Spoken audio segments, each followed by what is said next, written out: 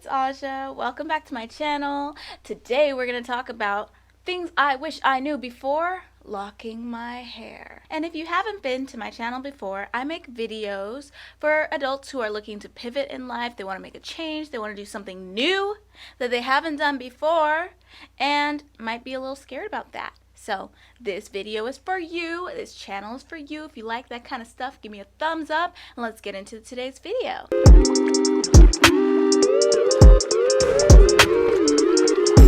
So I noticed from the last time that I made one of these videos, you guys seem to kind of like it when I do my hair and talk about stuff at the same time.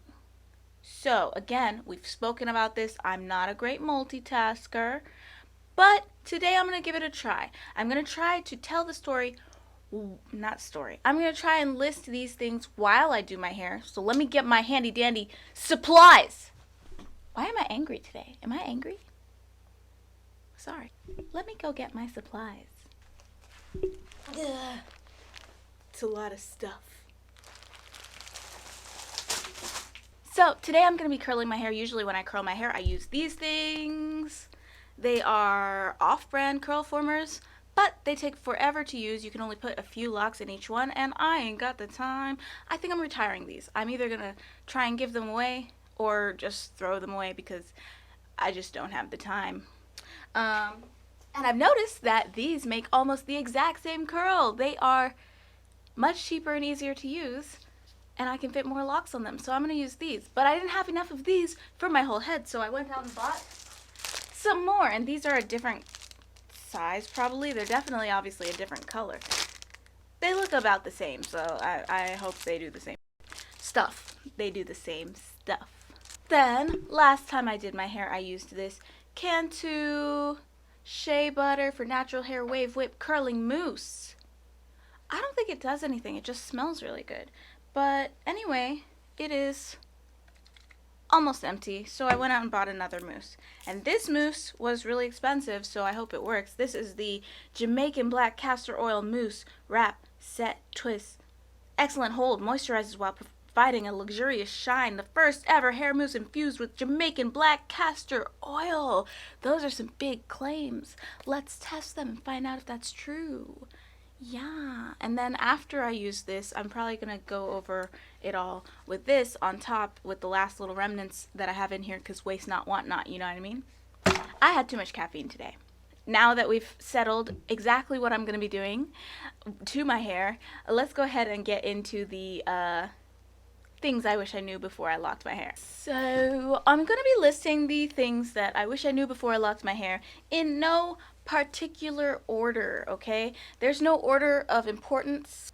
If I put the most important thing first or last, you guys definitely are not going to watch the whole video, right? So tricky, sneaky me. I'm going to try and put it somewhere in the Jungan. That's Korean for middle. Anyways, so I was talking about the amount of time it takes to get from starting your locks to your locks being matured. There are stages to it, okay? First stage is called starter locks, and that's basically, I don't know, when you start.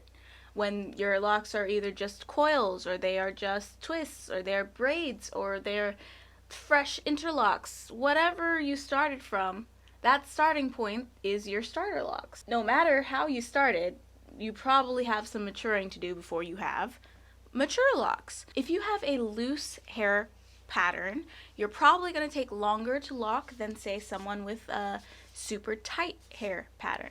So like if you have 4C hair, you might lock up faster than someone with 3B hair.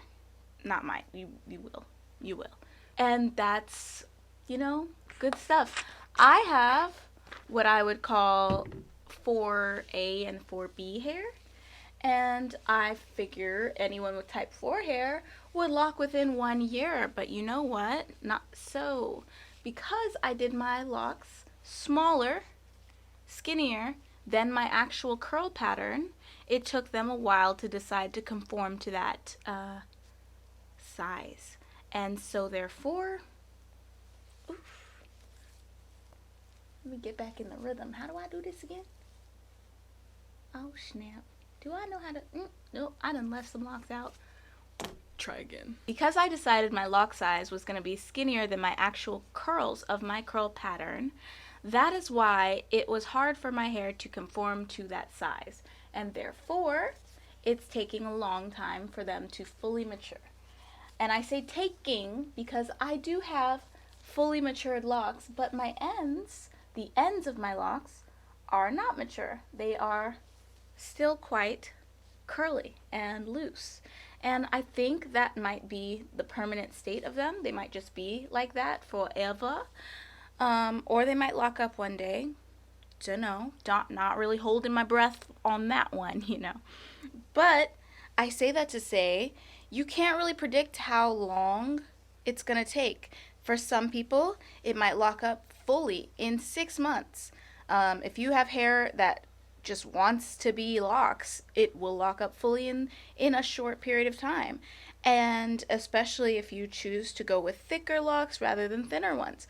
But if your hair is not that way, it's just going to take longer. And I didn't know that because I just expected, oh, I have type 4 hair. I'm definitely going to get my hair locked in 1 year and it's going to start growing and sprouting and it's going to be so long and luxurious. I thought by the time I reached year 3 for sure, my hair was going to be so long. I was going to be mermaiding. In case anyone doesn't know what mermaiding is to me, it's when your hair is long enough to cover up your nips so that you can take a mermaid theme picture without a top. I'm a complicated person. Anyway, so I thought for sure I would be mermaiding by this time, and I'm not, and I'm actually still happy with my length. Look at, I have a lot of hair. But the point is that how long it actually takes for them to lock is not the amount of time that I expected. You will really do yourself a disservice by predicting how long it will take, because you can't know that. Next, I wish I knew how shrinkage was going to work. So if for some reason you're interested in talking about locks but you don't know what shrinkage is, it's when your hair straight is a lot longer than your hair curly. When your hair is in its natural curly state, it shrinks up, and especially after it dries, it shrinks up even more, and that is shrinkage. And I didn't know it affects locks. I just thought that, my hair was gonna be the length it is, just like people with straight hair, and that is not the case. So here's an example, right? Showing you my hair sitting here at the top of this side of the X, right? But if I tug on it, I can bring it down to the bottom of the X. Now, right now, my shrinkage is pretty minimal because my hair is pretty mature. And by the time your hair is fully matured, it really doesn't stretch much at all. However, the length my hair started at was about here. And the length it's at now is about here. And it's been 3 years. And it didn't not grow, it just shrunk a lot. Because, I started out with hair that sits about here, but when I would pull it straight, it would come all the way down here. And so I was like, my hair is long, and it's only going to continue to get longer from here. And I didn't realize that the process of locking it was going to make it go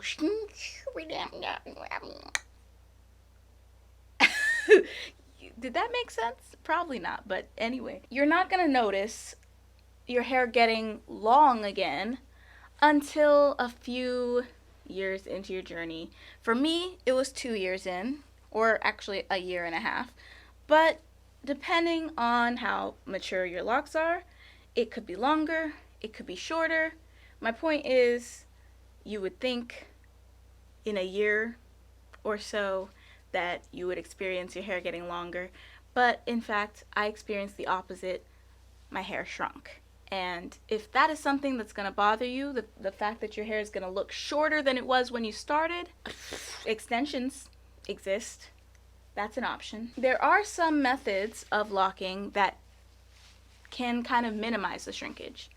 For example, braids are probably going to shrink the least.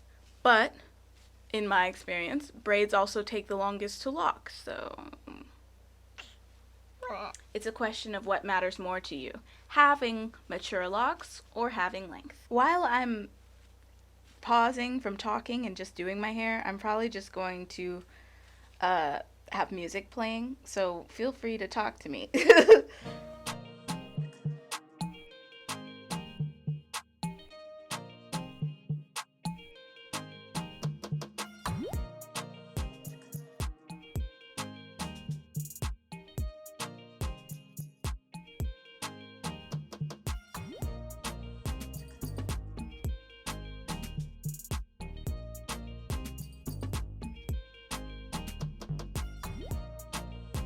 All right. Next, an important thing that I wish I knew about before locks is lint.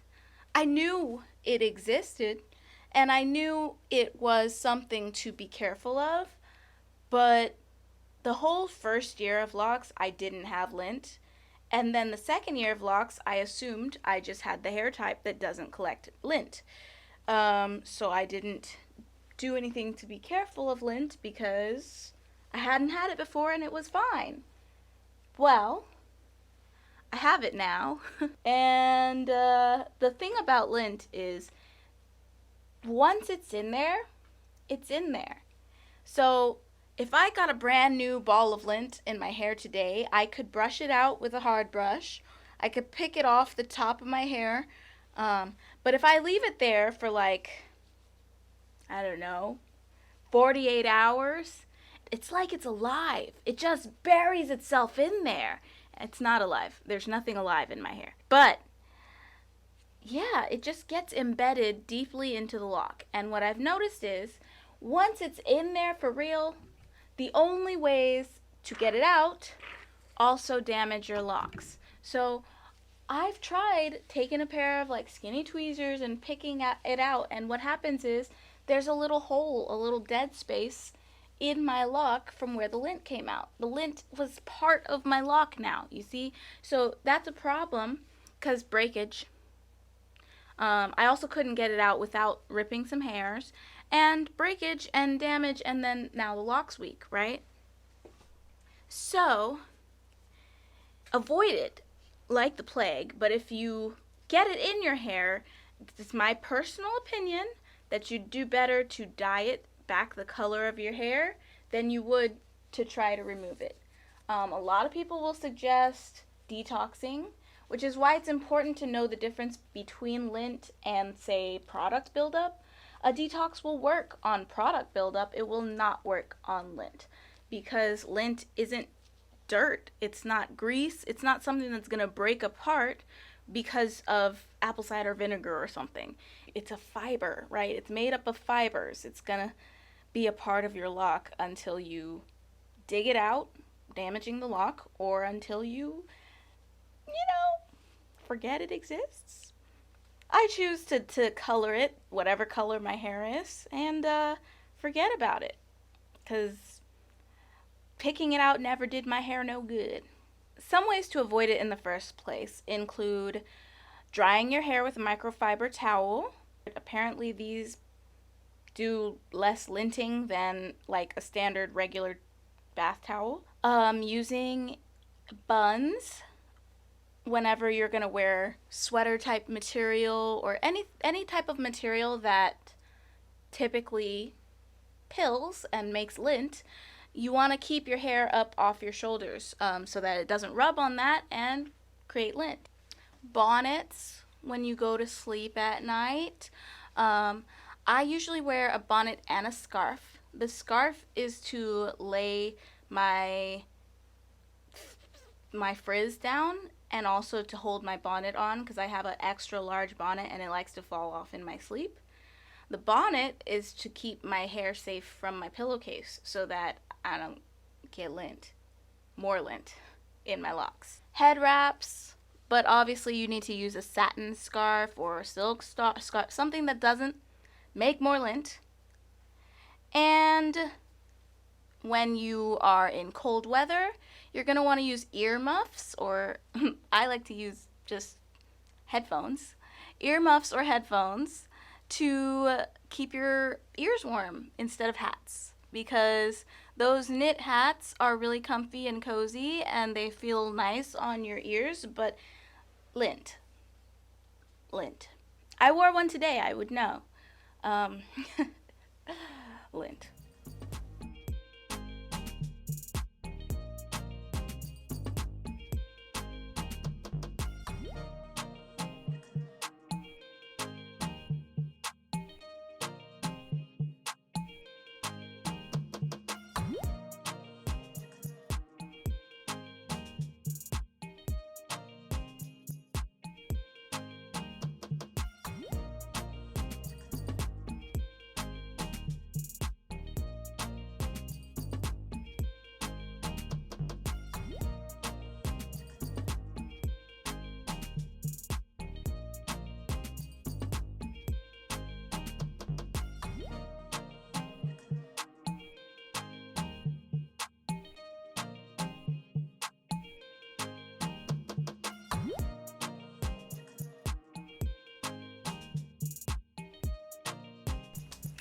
Before I started my locks, I was not aware that they would start unraveling at the roots.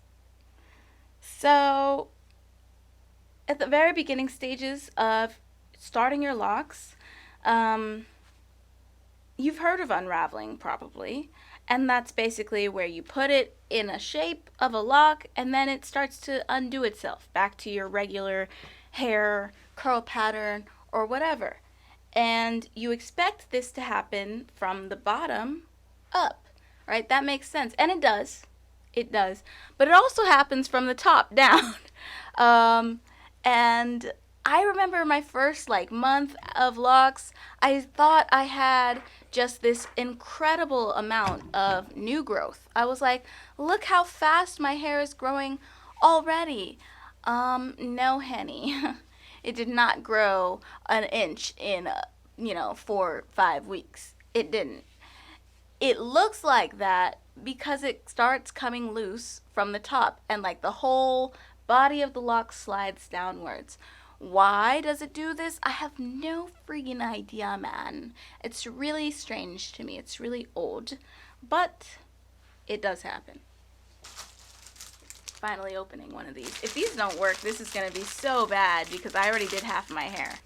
So, you fix this whole unraveling and slippage situation by braiding and banding. What that is either you want to braid your hair before you wash it or band it by using lots of little, not rubber bands, but plastic bands, whatever is not going to rip your hair out. And you use them to hold the hair kind of together, but you want to braid loosely so that your roots are available, so that you can get in there and wash your roots, well. So you don't have no sebum scalp, no nothing gross, no dandruff left in your hair to lock into your hair. None of that. You want to get in there, wash your scalp thoroughly, and then, the rest of the shampoo just kind of washes over the rest of the hair. It's not as clean, maybe, as it could be, but at the same time, we're not completely not washing our hair. Let's not do that. Me personally, I banded for about one wash, and then I decided I don't care enough, and Baby! Why would you take a picture of me like this? And she laughing. Wow, this is how you gonna do me. Okay, I see how it is. Disrespectful. Anyways, wash your hair. Braid and band if you need to. Put a stocking cap over it if you need to. Whatever you have to do so that you can wash your hair, especially your scalp, because you need a clean and healthy scalp to produce healthy hair. Also drink water. That was not related to the unraveling. Just do it. The next thing I want to talk about is styling. If you've been watching this channel for any length of time, then you'll know I chose Microlocs, that is below average size small locks, for the purpose of styling and versatility. I chose Microlocs, well, because I like them and because I figured that those would get me as close to the versatility of loose natural hair as possible. And while I still think amongst locks that is correct, but I also think that it was incorrect in that I didn't realize what my new reality would be once having this kind of hair. The thing about loose natural hair is that if I were to just go to sleep on it, without a bonnet or something, without a hair tie or something to hold my style in place, then the next day, in order to be presentable in public, I have to style it. I have to do something to it. I'd have to detangle it. I have to like either freshen up the curls with some kind of product or combing. I gotta brush it into a bun, something. I have to style it in order to make it presentable. But the fact that I can wake up on these and not style them and do literally nothing and it's still presentable changes the game. It's not, can I style my hair? It's, why should I bother? Why do I need to style my hair? It is done. It is styled. And I know that my reality was not the same for everybody's reality. I know there are people who wear their hair in an afro, just a plain afro every single day, and therefore, all they gotta do is pick it out and go. And that's great. I'm glad that works for them. But that wasn't my style of choice. So, as such, I did have to actually do a lot of effort to make my loose natural hair presentable. And I just don't have to anymore, and so I don't. And another thing you'll notice if you've watched any of my other videos about versatility of locks, I can link one in the description box. You'll notice that it's not quite as versatile as I would have thought. So like, for example, when I did twists over my locks, I discovered that the extra hair made them just super heavy and uncomfortable. And that was never my experience before with loose natural hair, but it's my experience now. And I could not wait to get those things out of my hair. So, like, can I do twists? Yeah, but do I want to ever do that ever again? No, absolutely not. The only reason I can imagine myself putting my hair in twists with fake hair again is for a Halloween costume or something that's not meant to last for weeks. So I really don't style my hair very often at all. And when I do, it's usually for you guys' benefit, not for me needing to do so or wanting to do so really that much. That sounds mean, but I don't be wanting to do my hair, just honestly.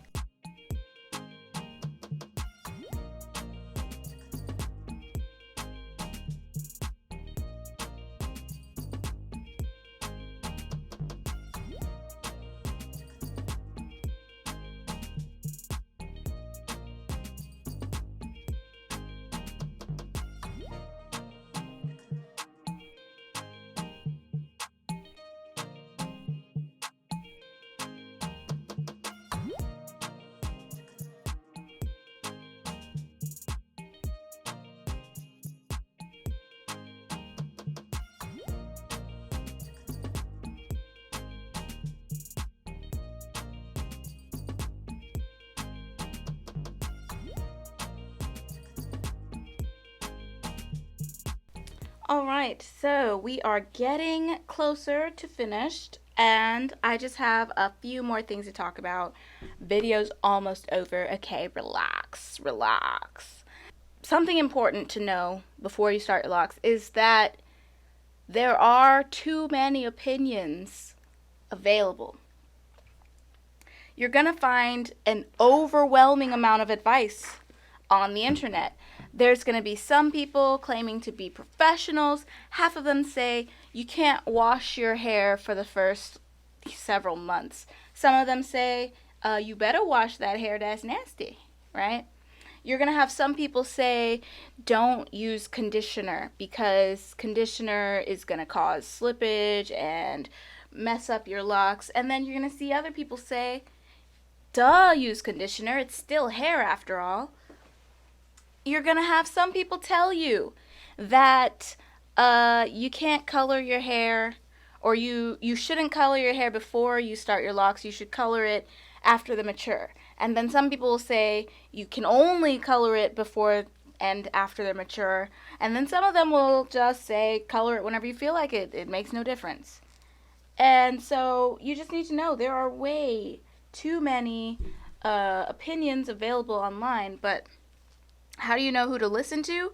One, is their hair type similar to yours? Did they have similar hair to you before they started their locks? And if so, does their outcome look healthy? If so, maybe their advice is like kind of good for you, you know?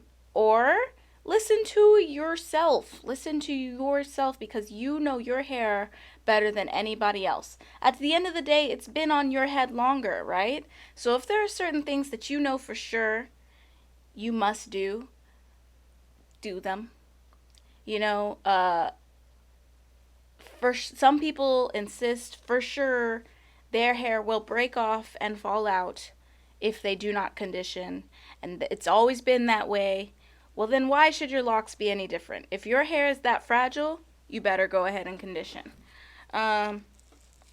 Some people feel for sure their texture, whatever it is, their hair is not going to stay. It's going to completely ruin their locks if they wash it. Then, you know, don't wash it if you're comfortable with how your hair is going to be if you don't. At the end of the day, follow your heart. I don't know, that sounds cheesy AF, but like, if you know your hair, you know your hair, and you're going to know it even better than any professional because, like I said, it's been on your head longest, right? You've been dealing with your hair longer. You know what works and doesn't work the best. So do that. Don't follow all the advice because at the end of the day, some people's opinions are wrong. And if you want to know which opinions I think are wrong, I've got a video, I will link it in the eye, about my unpopular opinions, things that people on the internet have to say that I'm like, I don't know about it, buddy. I'm not going to go into detail about starting methods, different ways you could start them, about frizz, how to expect that it's not always going to be neat, people's preconceived notions, and myths about locks. I'm not going to talk about any of those more than just the fact that they exist in this video, because if you did any research whatsoever about locks, you would already know those things. And I'm trying to give you things that might be new perspectives that you wouldn't necessarily have found in research. If anything I just named sounds completely foreign to you, you're like, what is that? You didn't do enough research. You do not want to get locks yet. You need to know more. And that's just a fact. So, if you can think of anything more that you wish you knew before locks, or that you think people who are considering locks should know about, go ahead and comment below. If you disagree with anything that I said, go ahead and comment below. Respectfully, please. And let's talk about it. Let's discuss. And I will see you guys next time. Let me go ahead and finish out my hair, and then I will say goodbye. Alright, we're done with the... No! There's more! Okay, I'm gonna have to do these off camera because clearly I need to check and see if there's any more locks that I have not done. But basically we're done. I will not be showing you the finished result in this video because that's for the next video. But thanks so much for watching, and I will see you guys next time, so bye!